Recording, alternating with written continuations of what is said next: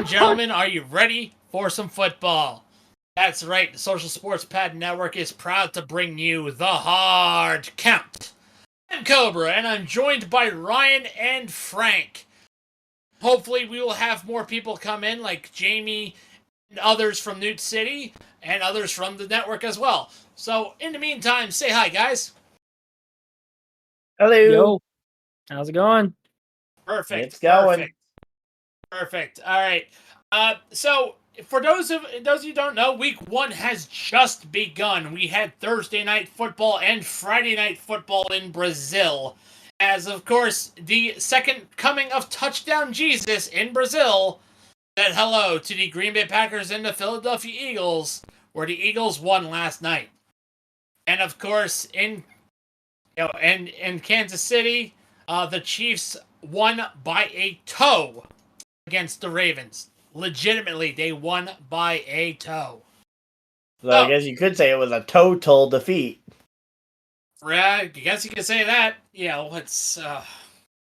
Anywho, so I want to definitely bring this roundtable up. We need to talk about these two games that happened. We're gonna start, of course, with Thursday night. We're gonna talk about Baltimore and Kansas City. So, Ryan, lead us off, man. What is your takeaway from this game? I think the biggest takeaway for me was basically getting to see a lot of the Kansas City Chiefs, seeing how their receiving core was going to be, considering that was their biggest question mark coming in. Like, okay, can Xavier Worthy play, or is he going to be more similar to Tyreek Hill or John Ross? Yeah, two very good comparisons right there. John Ross is just all speed, no substance, but Tyreek Hill, Tyreek Hill has all speed, all substance, but no pullout game. Hello! All right. I don't know who has a worse pullout game, him or Philip Rivers. Sorry about that. Had to bring that up. Probably him, because probably Tyreek, considering I think Philip actually tries to have kids. Yeah. But enough about that. Frank, what was your takeaway from this game? Ooh, my takeaway from this game. I will say this.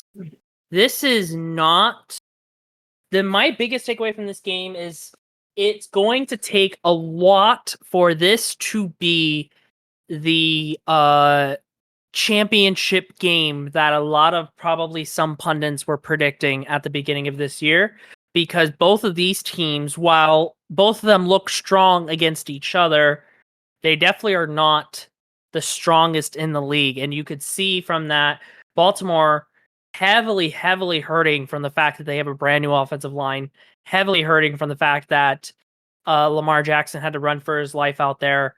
Kansas City, though, is not leading on the same heavy hitters that they were before, and it seems like they're still trying to get it worked out. Now, not saying that Kansas City is terrible, but they still have some issues to figure out themselves, especially with, it was just a game where they look great against each other, but I do see this being, I could see both of these teams having some hiccups later on down the season that might hurt them out. Now, Patrick Mahomes is saying that he'll at least get bailed out by Father Goodell and Major Ref Ball, of course. Because that was another key takeaway. That was huge. Like that was so, like, the Ref Ball was so blatant. You couldn't make that shit up. And my big takeaway, other than the Ravens offensive line being so much of a sieve, they might as well be named the Vesa Toskala line. Any hockey references right there? There you go. You could also say that Patrick Mahomes did not look as strong as he normally would. I mean, that was another takeaway that you could also add. You could also add that the Chiefs are lucky as hell and rigged the game because they paid the refs. That's the third takeaway. But my big takeaway is probably the most interesting one, and that is, where the fuck was Derrick Henry? That's probably the big one. You've signed Derrick Henry in free agency, Ravens. Why aren't you using him? They're not a running team. I'm surprised they signed Derrick Henry. Well, you don't want to. When You don't want to burn him when I out say running in team, week 1. when I say running team, I don't mean that they're a team that doesn't run the ball. They do run the ball. However, it's not a Lamar hikes it, hands it off to Derrick Henry. It's Lamar hikes it, sits in the pocket, and then runs. It's a running team because Lamar runs for his life, not that Derrick Henry picks up the ball and runs. So I'm surprised in the first place he's even there. Yeah, I will also say this though, but that's something that the Ravens need to start transitioning Lamar Jackson towards, is not trying to be Superman that much. I mean, that's what Buffalo is doing realistically. I mean, with the emergence of James Cook and Davis, them drafting Davis, it seems like that's the direction Buffalo's going to go towards. But that's enough. That's enough of the Bills. We're talking Kansas City and the Ravens right now. But that was my big takeaway was, just Derrick Henry not being used. And like that was shameful to me. Because Derrick Henry is, he's a meme. Haha, Josh Norman, boom. Insert sound effect. But again, he's still King Henry. But you also factor in he's older. He's very much an injury risk. You don't want to burn him out in your first game. And that may be understandable, but especially for Baltimore, who's in a very competitive division. Yeah, but I will also add too is you can't you don't have to pussyfoot around this. You can use him. You don't have to use him as much as the Titans did because that's all they had. But you can at least utilize him to open the field a little bit. But I didn't see them doing it, and everyone even questioned that. Even 5 Points in Urinating Tree on the Dumpster Fire when they were streaming this live. So now we're going to get away from Kansas City and Baltimore. We need to talk about the Brazil game. Green Bay, Philadelphia. Obviously, the Eagles came away with the win. And the Green Bay Packers are kind of lucky that Jordan Love did not suffer a severe ACL injury. It is a big knee injury. We just don't know how big it is. And Billy just hopped in. Hello, Billy. I just got up. Good evening. All right, so we are now going to be talking about Green Bay and Philadelphia, our big takeaways. Ryan, get away. All right, well, I mean, I think my biggest takeaway from this game was basically just getting to see that, one, the Eagles are not a terrible team the way that some people have been saying that the Eagles were going to just be another bad team, and I even saw some people saying that Washington could take the division. I would like to know what type of drugs they're smoking. Yep. Because Me too. I don't even buy the commies winning the division. I mean, like Dallas, you can maybe make an argument that Dallas is regressing, but Dallas still could still take the division if the Eagles slip up. And they didn't show any signs of slippage, in that game against Green Bay, despite the shit field. Oh, no, they definitely showed signs of slippage. Everybody did on that field. Valid point. But then again, you would too if you were a football player going on a soccer field. But this is a stupid idea, Roger Goodell. Kevin Von Magnum just hopped in. Yep, I'm here. But, and this is a point I made to you earlier today about this thing, aren't all the other international games played on soccer fields as well, and they haven't had nearly the problems that we saw last night? Well, here's the thing, the certain international fields in London are also, made to play football. Just look at Tottenham Hotspur Stadium. Yeah, fuck that stadium. And there's also the fact that it did rain before the game, so that's another issue that they had to deal with. I mean, even remember that Super Bowl from a couple years ago in Arizona where hey, we have Yeah. bad fields here in the U.S. too. Yeah, Yep. it's called MetLife. It's called MetLife Stadium. Hey-oh! Hey, the Commanders Yeah, field isn't much yeah. better. Whatever they decided to Yeah, rename it. diff. Yeah, whatever it's called. I mean, I'm just going to refer to it as Schneidergrad. Oh God, I've been to that stadium. I was there last year. It Cool. was, Moving yeah, on. Yep. Anywho, Frank, your takeaway on this game? I have two takeaways. Number one Just one. is Just one. Fine. just one takeaway. All right, my Just biggest one, please. takeaway then. My biggest takeaway then, since I'm gonna be on more of a positive side on this one actually, and it's thank God Saquon Barkley is out of New York, because 3 touchdowns, we finally get the Saquon that we all knew when he was drafted. While he does not get to be the leader and the hero of New York like some people wanted it to be, he wanted him to be the vocal point. That was never going to happen. Being a running back, you need to be somebody who is a team player. Saquon now doesn't have to be that leader because Jalen Hurts is going to be that. And Saquon having 3 touchdowns in this game, I am hoping we get more out of this. I want to see Saquon benefit. I want to see Saquon grow, get out of those injury scares he had early in his career, and see where he can go with this. I'm really intrigued to see what Saquon does with this. To be fair, it's great to see Saquon flash that Penn State brilliance that he had. And it also helps that he actually has a actual competent quarterback, besides vintage Eli Manning and his mentor Danny Derps. So Billy, what's your takeaway on this game? Biggest takeaway. NFC North quarterbacks are basically cursed. Just because we have J.J. McCarthy getting injured before the season, and now we have Jordan Love getting hurt. Thankfully, Yes. he's not out for the season, but Yes, still, that recovery time is oof. Yeah, it's still a pretty tricky injury, especially with that type of injury. He could be out. If it's nothing more than a bone contusion, then hey, that's fine. He'll be out for at least a month. But it's still bad, especially for Packer Nation. And I'm pretty sure Tom Grossi's going fuck.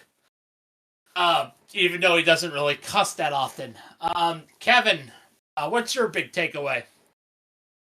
Takeaway of the Friday game, right? Yes, we're on Brazil. I would say the biggest takeaway is that hopefully the vocal point of the offense does go through Jalen Hurts for the Eagles, but the straw that stirs the drink once again is AJ Brown. 100, what was it? 7 catches for at least 2 touchdowns and 110 yards tonight against a very good corner against Jair Alexander. Right. So you can, if you have him on fantasy, you pick him. Okay. If you have him on your team, don't fucking trade him. Why did you trade him? Sorry. Salty Titans. I understand you're Salt Titans fan. It's okay. Yes. It's okay. That was a stupid Don't move. worry, you have the real Tennessee football team down in the eastern side kicking the Wolfpack's ass. Yep. Don't forget your mustard, Billy. Anywho, for my big takeaway on this has nothing to do with the on-field product. It has everything to do with the fans. Wow, that was a very colorful cast of characters in Brazil. It was you saw some cheeseheads and Philadelphia cream cheeseheads in the stand. That was hilarious. That's the NFL. I was gonna say that's Philadelphia. That's just Eagles that's the fans NFL in general. In fact, the only thing that showed is that NFL fans will travel to other places to see their team play. I don't even know how many Brazilian natives went to that game. I think most of it was Americans just wanting to go on vacation. Yeah, valid point. Because again, Brazilians, football is their religion. It's just what we call soccer. So, Yeah. anywho, and we're kind of lucky that no gang violence happened because the Packers decided we're going to actually use our green jerseys instead of being our vintage. Well, Here's the they thing. didn't Here's really the have thing. a It's not like choice. One at They a didn't time. really One at a have a time. choice. go. They could have Okay. done something. They could have Yeah. done something. They could have wore their like blue jerseys. Yes. I don't know That's if the NFL wanted to do that though. I think No. the word was that if it wasn't, it would be Eagles wearing black and Packers wearing white. I think that was the initial word when this whole rumor came out. And I think the Eagles would have been fine with that because the Eagles did wear black. Yeah. All right. So, But here's the thing. They didn't specify on a like what shade of green. No, but even so, green is green, and in NFL's case, green is money. So Of course. that is it for our roundtable discussion, and of course that was brought to you by Fubo TV. One of the big streaming partners that we have affiliated with us, Fubo TV, is where you can watch your favorite sports that may be blacked out in certain areas, or you'll be watching TV shows and movies on one streaming platform.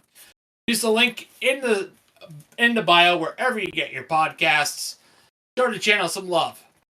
Click the Fubo TV link and show us some love. All right. Especially So this is where Billy and Frank come in because we are going to be doing the bold predictions.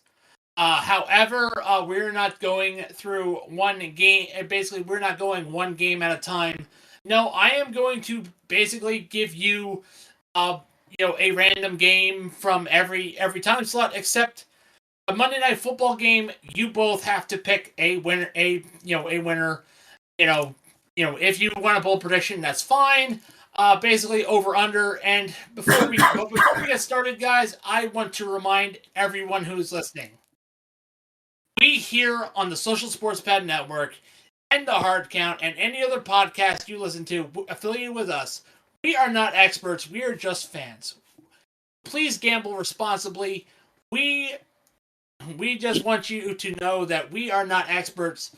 Again, gamble responsibly if you decide to if you listen to this podcast. Just gamble responsibly. All right. I'm going to definitely start with Frank and Billy. I'm going to give you basically about 4 to 5 games. Basically, you're going to have like 4 to 5 games. Basically, this is for that award I said I was going to do. Basically, it's going to be a custom Social Sports Pad jersey.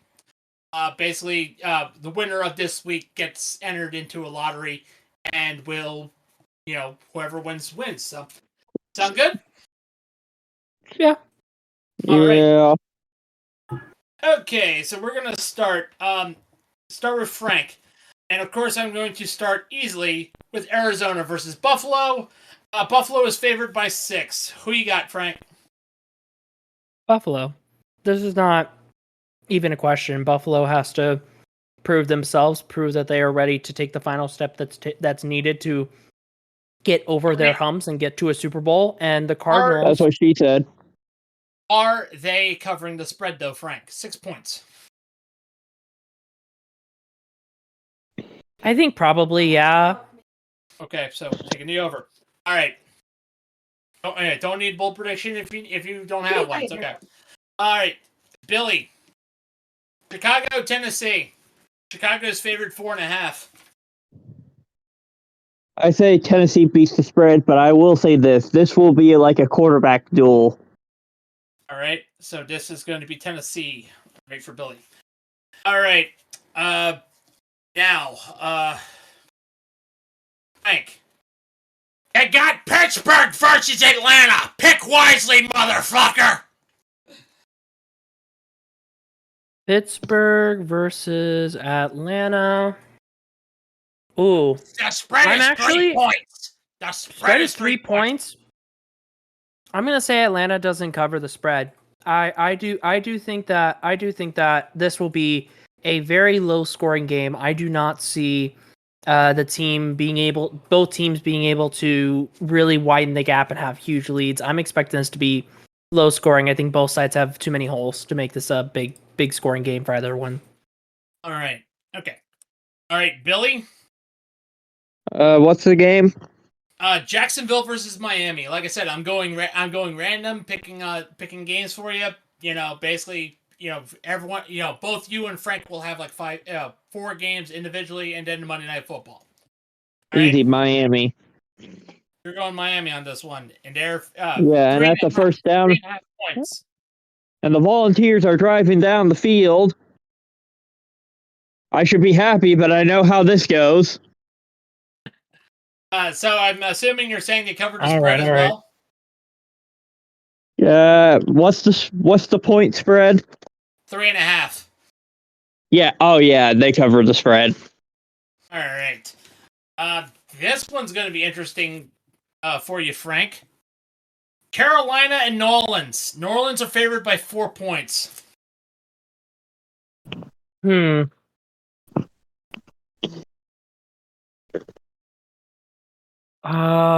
Crap. Who's starting for New Orleans? Who's the starting QB? I don't Derek know. Carr. It's going to be Carr. Carr. Yeah. And it's But a again, 4-point it's spread. Yeah, 4-point spread. I will say no. I would take the under on that. So you're going with New Orleans to win, but not cover the spread?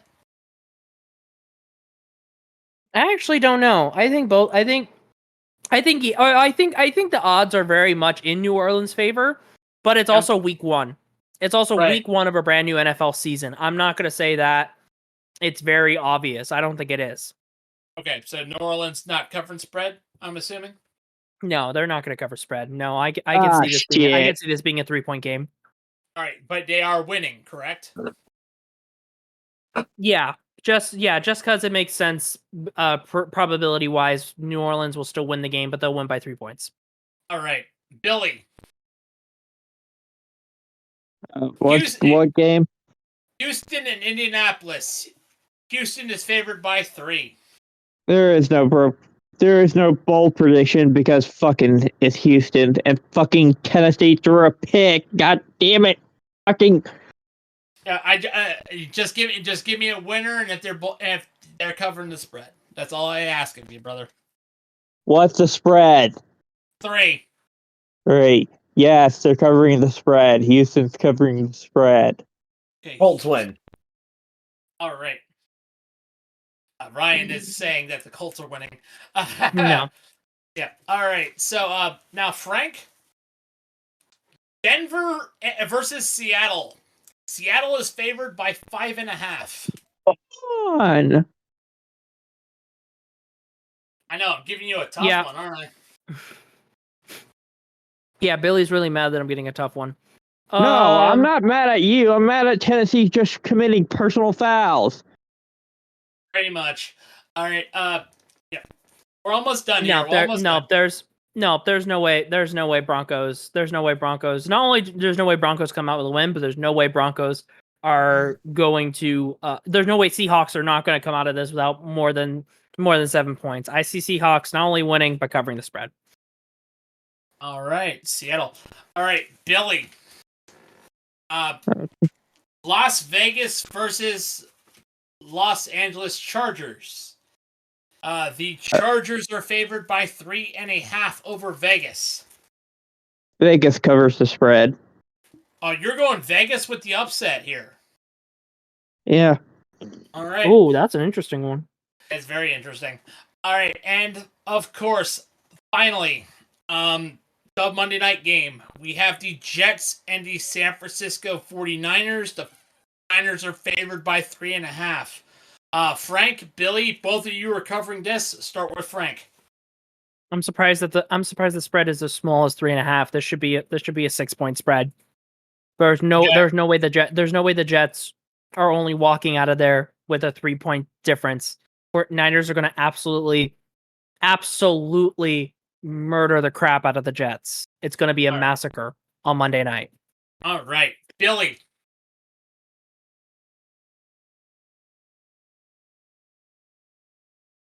Billy, San Francisco, New York Jets. Same question. Billy is away from the mic. Yep, he probably just punched. He's in the But bathroom. honestly, He's in like the bathroom. let's all He's in the like bathroom. but let's all be honest here. Like now hearing from Kevin and Ryan, like come on guys, it's Jets versus Niners. Are we really expecting anything different? Not I really. think the Jets are going to be more competitive in that game than you would think, similar to how they were competitive in the game against Buffalo last year, even after Rodgers went down. I mean, yes. Which, by the way, what's the over/under Rodgers stays, for 4 plays? Over/under. He'll stay. Just because the Jets need to have a season with Rodgers under center. He'll stay. He'll stay healthy. Yeah. And be ready. And he'll play this whole season, regardless of whether he actually does something for the Jets this season. That's yet to be determined, but he'll stay healthy this season. Yeah, because he needs to be traded to the Vikings. Embrace destiny. Aaron Rodgers to the Vikings so he can be Brett Favre 2.0 and then commit some type of welfare fraud. Just like his hero, famous welfare fraud respecter and shower of his penis, Brett Favre. So, we have that. It's going to be, like I said, this is going to be an interesting week, guys. It is. We're waiting, like I said, we're just waiting on Billy killing time. So while it's the first week. It's first week of NFL football. Who's not interested? Yes. We waited long for this. Yes, Billy, San Francisco and the Jets. San Francisco is favored by 3.5. San Francisco. San Francisco covering spread. Yep. The only I think it's going to be a closer game than you guys are thinking. Yep, that's what. Well, Jamie said that was an upset. That was going to be an upset. Definitely, Jamie's the one to say that. I said that San Francisco wasn't covering the spread. So again, this could be very interesting. And so far, let me give give a little bit of excitement to Ryan. He currently has 1 point right now, considering he picked the Kansas City Chiefs over the spread, and the spread for the Chiefs was 3 points. And of course, Jamie also has 1 point because he picked Philly over the spread. All right. And that is, of course, it for the bold predictions. And the bold predictions is, of course, brought to you by Bulletproof Coffee. Bulletproof Coffee has been our bold prediction sponsors since the beginning. Ever since Ricky, our original host, has been doing the bold predictions. So why don't you show bold prediction? Why don't you show the podcast some love by going to Bulletproof Coffee in the affiliate link wherever you get your podcasts. Get some coffee, get some collagen, get some greens. Get some mighty greens. Get some vitamins. They do supplements. They do other products besides great tasting coffee. Again, use the link wherever you get your podcasts as showed to channel some love.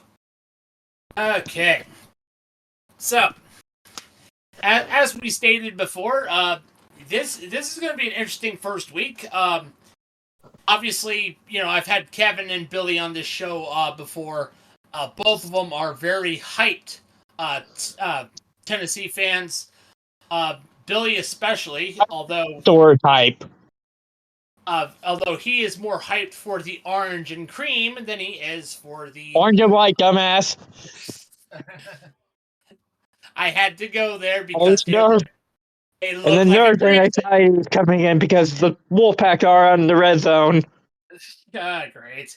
Well, I had to call them orange and cream because they look like popsicles on the field. Anywho, Frank, we definitely haven't had you on the podcast in a while. I don't think ever, other than the Christmas episode. I don't think. We know you're from Arizona. What's your expectation for the season? Oof. See, here's the problem. There's two problems with me. Number one, NFL is not my favorite sport, so it's something I'm not as knowledgeable in as most like hardcore diehard NFL fans. And number two, I realistically cheer for a team that has probably the biggest question mark in the NFL this season. Because if you listen to all the pundits, the Arizona Cardinals are either the sleeper team and they're going to make it into the playoffs when nobody expects them to, or they're downright terrible and they're going to get the first overall pick. I have no clue what to think of this team. I don't think either of those are accurate. Yeah, I don't think I am with you on that one, Ryan. I don't think the Cardinals are going to be as bad as the Carolina Panthers. Wait, did I say that out loud? I was going to say the Giants as well on the NFC side. Yeah, okay. I guess first overall pick was maybe a bit of an exaggeration, but it's still unknown. I think it's still very much unknown what this team can do, and it all is on Kyler Murray's back. It's on his back if he can come back from injury, play well, and do it right. If he can't do that, if he cannot play the way that he has played in past seasons, then Cardinals are not going to do well, and we have to start from scratch because realistically, they have to wait for Kyler's contract to be up before they can do any good rebuilding. So, I am intrigued by this season of Cardinals football. And I will always support the wins because you should always be supporting your team when they win, no matter what situation they're in. So I cannot wait. Yeah, Unless you're a New York Jets fan in 2020. Don't remind the Jets fans of their panel. But anywho, that is it for our podcast. We would of course like to thank our affiliates. Fanatics, Dr. Squatch, Sleeves, W Energy, Duke Cannon, Century PC, Smackin' Sunflower Seeds, Fubo TV, and, of course, Bulletproof Coffee. I am, of course, Cobra. I wouldn't be here without my brother Ricky, legitimately, because he's the one, thankfully he's out of the hospital, but again, I wouldn't be here without Ricky. So I wanted to show my brother some love. And of course, on behalf of Kevin, Ryan, Frank, and Billy, I'm Cobra. And I'll see you on the field.